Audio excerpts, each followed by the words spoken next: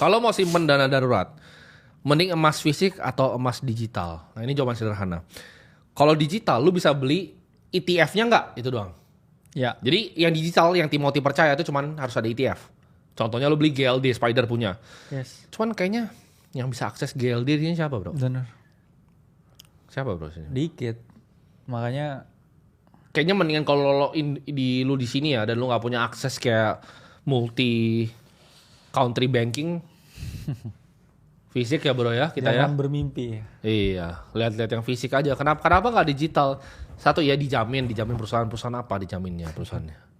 Kecuali ETF global ya, GLD gitu yang dipakai sama Ray Dalio belinya GLD itu. Ray Dalio baru beli emas kemarin, $300 juta bro. Baru 13F filingnya baru beli lagi dia. Gimana kalau menurut lo? Mending fisik atau digital? Nih, kalau mumpung kan Kalimasada is the gold king. Jadi banyak yang nggak tahu nih, Kalimasada is the gold king sebenarnya. Karena kan emang Mas Kakak kan. Mas Kakak. Oh. Kalimasada ini punya emas yang banyak ya. Ya enggak lah kalau banyak ya. Gua nggak enak jawab ini karena gua bukan yang punya banyak emas ya. Enggak lah. Jadi kalian tahu lah kalau mau rampok ke rumahnya bukan rumah gue ya. Kau yang Kurang ajar ya. Ya. Gimana? Bro Kakak?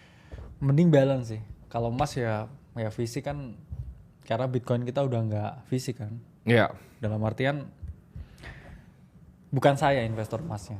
Istri. Oh istri. Jadi istri tuh memang Goldbug Peter Schiff dari ya? dulu ya. Okay. Bahkan ini nggak tahu ini mungkin saya ke outperform nih. Dari setahun lalu tuh dia kerjaannya tuh selalu beli emas bro. Setiap minggu, setiap bulan.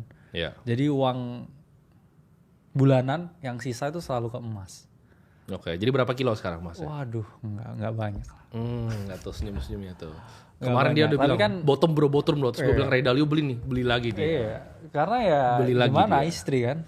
Itu kemarin juga ke Cartier juga beli. Jadi istri emang suka emas. Karena ya itu tadi, suaminya udah di kripto, yang fisiknya kurang, ya mungkin istri masih punya pemikiran. Cuman yang saya garis bawahi ya, pemikiran tentang investasinya yang saya suka. Jadi bukan tentang apapun itu bro. Iya, betul. Bikin lapangan pedal juga kalau investasi kan. Betul, setuju. Asalkan nilainya mengalami kenaikan. Ya. Jadi yang saya garis bawahi ya, buat semuanya, sebenarnya kita kan nggak selalu nge-force orang kayak harus kripto. Cuman enggak. harus paham literasi keuangan, harus paham cara kelola finansial. Ya tadi biar hidupnya nggak sial.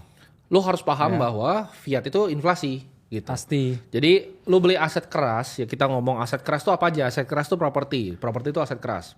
Yes. Lu makin banyak lu punya properti, ketika fiatnya melemah lu akan selalu diuntungkan ya. Itu jadi satu, properti. Dua itu emas. Jadi kalau ada yang bilang dana darurat di emas itu salah atau enggak, walaupun emas itu bisa fluktuatif, yang sekarang tuh lagi turun, lagi koreksi. Cuman menurut gua sah-sah aja. Gimana kalau menurut lu? Ya koreksi 9% ya dari top. Yang mana kita bilang kan 3.500 area koreksi dan sempat ya di around ya hampir 3.000 something ya. Cuman balik lagi dalam jangka panjang kita tahu smart money masih banyak yang hoarding gold dan itu mungkin jadi trade yang monetary trade lah saya lihatnya. Karena kan belinya Beberapa kalau hedge fund. gold ini, gimana cara naik turunnya gold? Gold tuh naik atau turun, kita bisa lihat dari jumlah pembelian central banking. Iya. Jadi kalau kita lihat seperti central bank di Cina, itu udah dari 3,5 tahun lalu, itu fokus untuk akumulasi gold teman-teman. Yes. Makanya Dalio di fundnya juga kemarin baru akumulasi ya gold. Iya.